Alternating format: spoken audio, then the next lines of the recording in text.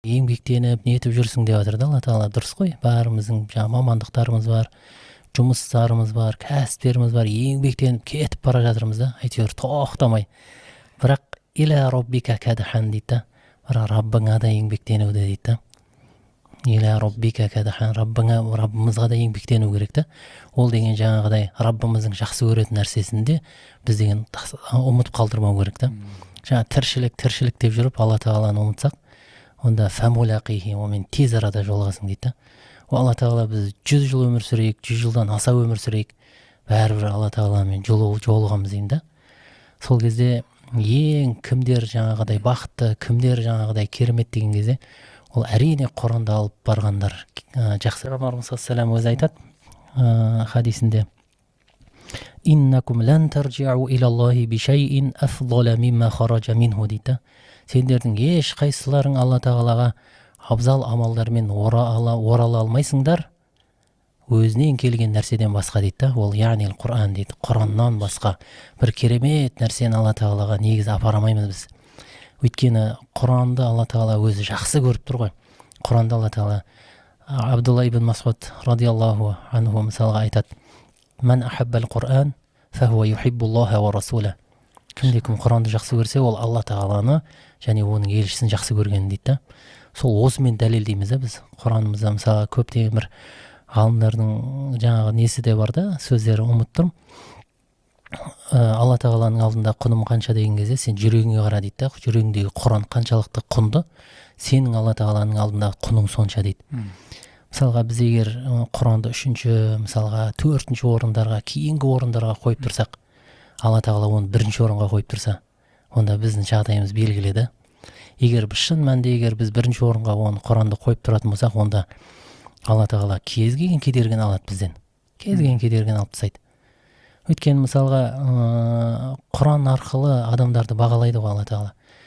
Өйткені кейбір хадистер соған жаңа ишара жасайды да. Мысалға иқра варқа дейді. Иқра мысалға вараттил, иқра вартақи дейді немесе. Фа инна манзилатака инда ахири аятин тақрауға. Сарасында сенің жаңа оқыда көтеріл дейді. Кама мысалға тураттилу фи дуния, мысалға дүниеде қалай оқитын керемет бір оқитын болсаң, сол секілді қазірде оқы деп Алла тағаланың алдына барған кезде мысалға айтады: сенің оқитын, сенің дәрежең сен оқитын соңғы аяттың жанынан табасың дейді. Соны мысалға жоғарылап неткен қанша аят жаттасақ, сол дәрежеміз солай да. Мысалға имам Науави осы хадиске байланысты бір ой білдірген екен да. Бұл жерде ишара жасап тұр дейді да. Нақты енді айтамаймыз, бірақ ишара бар дейді да. Жәннатта аяттардың саны мен дәрежелер бар екеніне ишара бар дейді да бұл жерде. Мысалға имам Құртуби айтады: әрбір аят ол әрбір нұр дейді да. Сосын әрбір нұр ол сенің бір баспалдақ жоғары дәрежең дейді.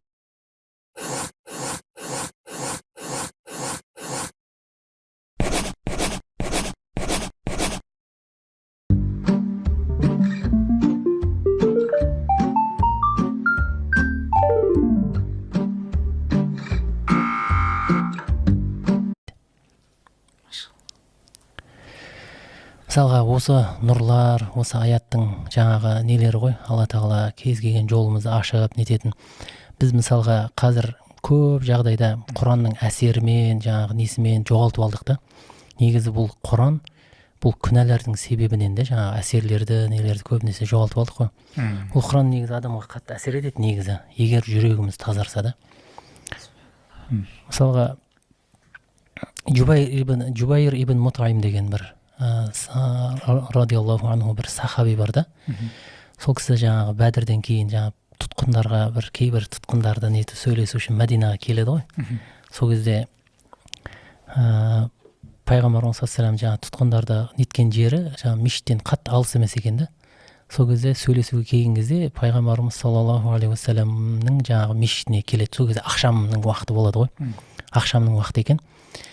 Сонда бүйтіп сырттан бүйтіп құлақ түреді да. Пайғамбарымыз саллаллаху алейхи ва саллям ақшам намазын оқып жатыр. Ақшам намазында Тур сүресін оқып жатады да. Тур сүресін. Сонда жаңағы басынан бастап оқып жатыр. Соңғы бетінде Ам хулиқу мин гайри шайин ам хумул халиқун. Олар бір жоқтан өздері жаңағы пайда болды ма, немесе олар мына жаратушы өздері ма деген сияқты аяттар бар ғой. Соларды сол жерге келген кезде айтады да, кәда қалби ан ятир дейді. Мысалға жүрегім ұшып кете жаздады деп жерге жата қалған екен да. Мысалға сонымен ол артынан сахаба болады ғой, енді пайғамбарымыз саллаллаху алейхи келіп иман келтіреді, жаңағыдай ақылды адамның тірлігін жасайын дейді да. Ол мынау деген көзімен көріп тұр, жаңағыдай ақиқат, біреудің айтқанына ермей ақиқатты қабылдайды ол. Сөйтіп сол кезде пайғамбарымыз саллаллаху алейхи уассаламнан сұрайды ғой, сол кезде ол Құранның әсері деп айтады да. Неге қазір ол кезде мүшрик кезінде жаңағы жүрегіне Құран солай әсер еткен да.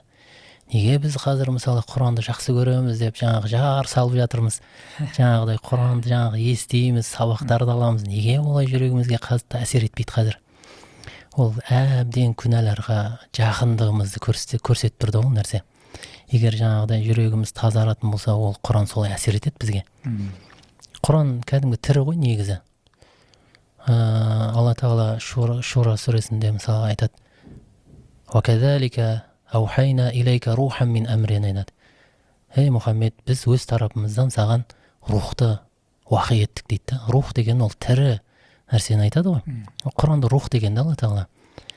Рух деген жаңағыдай бізді тірілтетін нәрсе да ол Құран. Жүрегімізді тірілтеді ол. Жаңағыдай егер шын мәнінде ол жүрегімізге ол Құран әсер етеді. Жаңағыдай кедергілер болады өмірде неше түрлі. Жаңағыдай сол бізді өмірден бүйтіп алып кете береді ғой, ойларымызды, ойымызды бөліп жүре береді. Жаңа бала-шаға дейміз, жұмыс дейміз, қарбалас дүние, кетіп бара жатырмыз тоқтаусыз. Бірақ соның арасынан жаңағыдай Құранға арнайы уақыт бөлу, ол нағыз жаңағы Алла тағаланың жақсы көретінінің, пайғамбарды жақсы көретінінің дәлелі ол қазір. Мына заманда. Ол мына заманда сосын бұл барлығымыз шаруа бар, не бар, дұрыс қой енді ол. Шаруа жасау керек. Ислам негізі, ислам секілді ешқандай идеология, ешқандай дін шақырмаған ғой шаруа жасауға, дамуға деген секілді. Даму керек. Құранның өзі дамуға шақырады. Қаншама ғылым аяттары бар. Ол қазіргі 14 ғасыр бұрын айтылса да, дәл қазір сәйкес келіп жатыр. Қаншама, ол біреу емес, екеу емес, қаншама аяттарда ол. Мысалға, сол жүрегімізге барлығы жаңағы орныққан кезде, ол Алла тағала сол кезде береді ғой. Мысалға айтатын болсақ та, Юсуф, бізге бір қымбат нәрсе да, қымбат нәрсе. Ол не болуы мүмкін бізге? Мысалға көлігіміз, үйіміз дейік, не, әркімде әр нәрсе ғой қымбат. Сол мысалға көшеде бір кездесіп қалған, жаңадан бір танысқан біреуге сұраса, мә деп бере саласыз ба? Бермейсіз. Өйткені ол сіз үшін қымбат та. Бірақ сіз әке-шешеңіз сұраса бересіз ба? Бересіз, өйткені сізге ол дәлелден, сізге ол емтиханнан өткізу, оны бір дәлелдеуді қажет ететін адамдар емес ол. Ол дәлелдеп тастаған, ол сіз дүниеге келген кезде ол дәлелдеген өзін. Кім екен, әке-шешеңіз да мысалға. Оны бересіз сұрамай. Өйткені ол тексерісті жаңағыдай қажет етпейтін адамдар да. Сол секілді енді уалиллахил масалул а'ла ғой, бірақ Алла тағала өзінің Құранын мысалға жоғары қояды да, бүкіл әлемдерден жоғары қояды ол. Мысалға Құранның бір аятының өзі бүкіл әлемнен абзал ғой. Бірақ сізге ол бір аятта беріп тұрған Алла тағала, ол жаңағыдай бір неді, бір керемет нәрсені берейін деп тұр да сізге ше. Біз соған жаңағы тексерістен өту керек.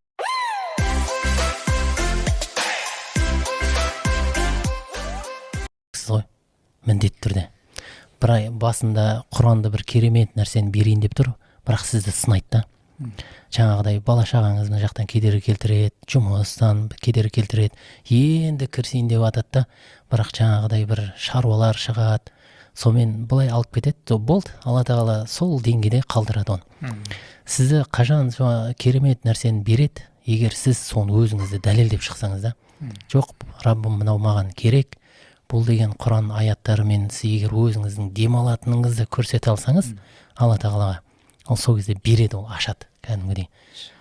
Мысалға жаңа сіз айтып отырсыз ғой, 2 қатар 3 қатардан жаттадық қой біз өзімізді басында. Бірақ бітіретін кезде қаншадан жаттадық? мысалы күніне 10 бет жатты, 10 беттен жаттап тапсыратын деңгейге жеттік қой Алланың қалауымен. Бірақ сол кезде басында қандай қиындықтар болды да, Юсуп, өзіңіз айтып отырсыз ғой жаңа қиынмен жаттадым деп. Бізде де солай болды. Талай көзімізді жаңа көрпенің астында көз жасын сығып алып ешкімге көрсетпей кетеміз екен деп. Бірақ Алла тағала табандылық беру Алла тағаладан екен ғой. Не деген мықты жігіттер бар, Юсуп. Бірақ енді табандылық жағы жаңағыда Алла тағаладан бір тауфиқ дейді ғой, бір жеңілдік, сондай бір нәрсе келмей қалса, ол қиын екен ғой. Субханалла.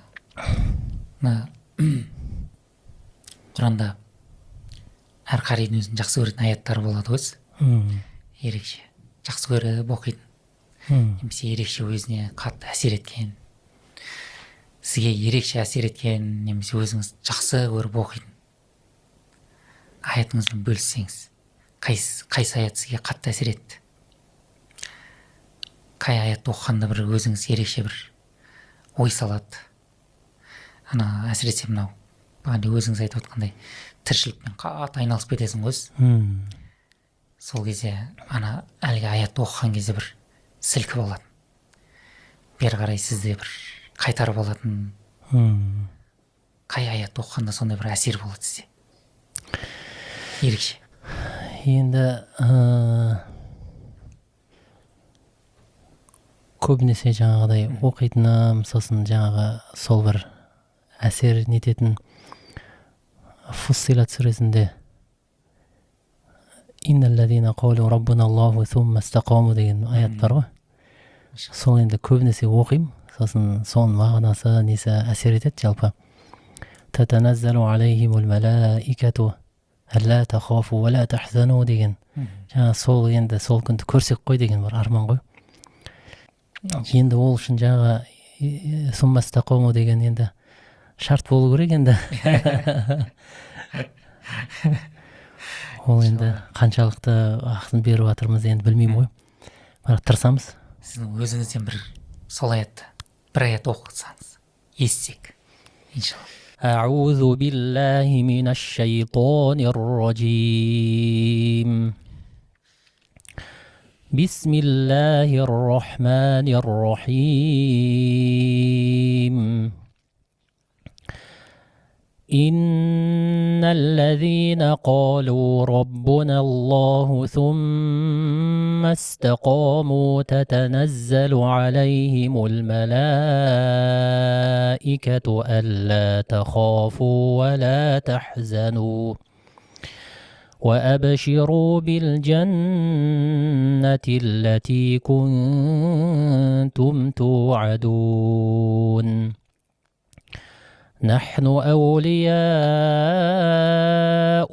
في الحياة الدنيا وفي الآخرة ولكم فيها ما تشتهي أنفسكم ولكم فيها ما تدعون نزلا من غفور رحيم ومن أحسن قولا ممن دعا إلى الله وعمل صالحا وقال إنني من المسلمين صدق الله العظيم. Машалла, жазақалла хайр. Өте керемет, машалла. Серік ұстаз, енді мынау біздің негізгі сұрақтарымыздың бірі, бүкіл ұстаздардан, қариялардан кеңес есту. Құран жаттаймын деп жүрген кісілерге бір 3 кеңес айтсаңыз, қысқа, нұсқа. 3 кеңес. Құран жаттаушының бойынан табылу керек болған, немесе Құран жаттаушыға жалпы 3 кеңес.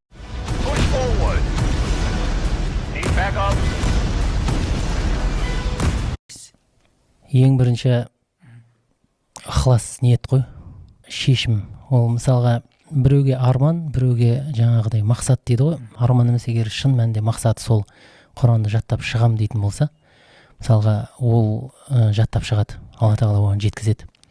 Егер бірақ жаңағы айтқанымыздай оған әрине оны жаңағы Құран өзі алла тағала жақсы көреді, оны жай бермейді, оны білу керек та, адам түсіну керек.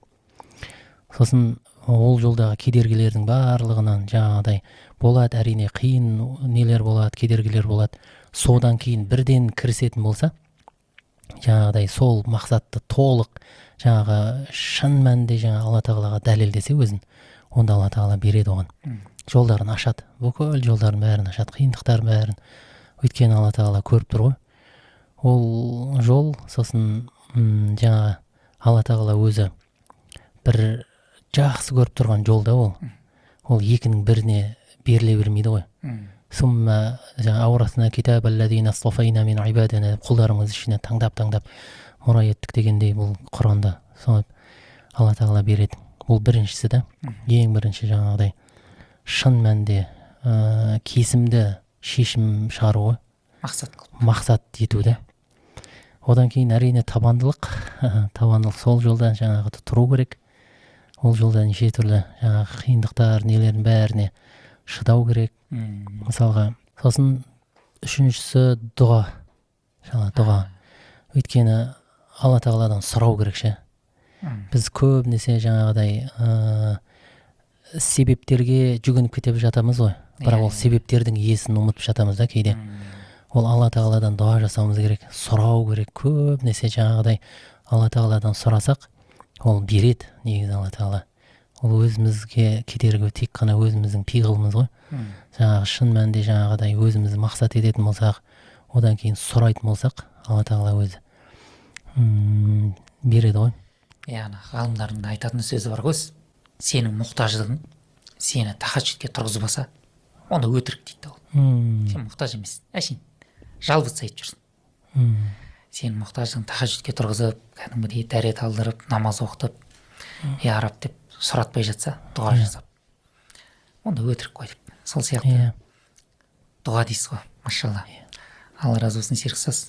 Анфал сүресінде алла тағала айтады да осы аятта, ей иман еткендер дейді да, истажибу лиллахи ва лиррасули иза даакум дейді да. Сендер, алла тағала сендерді шақырып тұрған кезде міндетті түрде жауап беріңдер дейді да. Алла тағала шақырып жатыр ғой осы жолға, Құранға. Негізі көп қой аяттар Құранға қызықтыратын, Құранға ойланыңдар дейді. Мысалға, оны жүректерің құлтанып қалды ма деген сияқты. Көбінесе ойлануға, жаттауға, әрине ол Құранды жаттау, ойлану ол керемет. Ең алла тағала жақсы көріп тұрған амалдар ғой. Жаттап жүру Құранды да. Иза даакум, егер сендерді шақыратын болса, осындай шақырып тұрған кезде алла тағала оған міндетті түрде жауап беріңдер дейді да. Неге деген кезде лима юхикум дейді. Ол жүректеріңді тірілтеді дейді. Шын мәнінде біздің жүректерімізді тірілтеді, өліп қалған жүректерімізді.